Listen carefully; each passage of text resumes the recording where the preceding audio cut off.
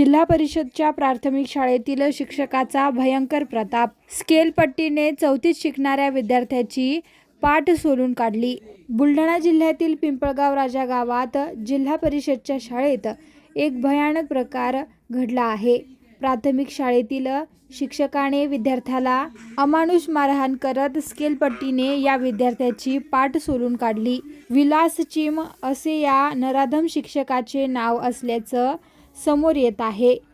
गृहपाठ केला नाही म्हणून या विद्यार्थ्याला शिक्षकाने निर्दयपणे अमानुष मारहाण केली आहे. 4थ्या वर्गात शिकणाऱ्या 10 वर्षीय चिमुकल्याला अशा पद्धतीने मारहाण केल्यानंतर उपचारासाठी खामगाव येथील शासकीय रुग्णालयात दाखल करण्यात आले आहे. या संपूर्ण धक्कादायक प्रकरणानंतर पालकांमध्ये संतापाची लाट पाहायला मिळत आहे.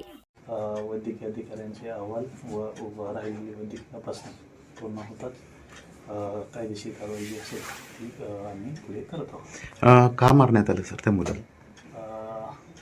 त्यांच्या पालकांकडून मिळालेल्या माहितीप्रमाणे विद्यार्थ्यांना शिक्षकांनी विचारलेल्या प्रश्नांची उत्तरं न आल्याच्या कारणावरून पाठीमध्ये वगैरे मारहाण झाल्याचं दिसून येते. प्राथमिक माहितीवर पुढील कारवाई काय करणार?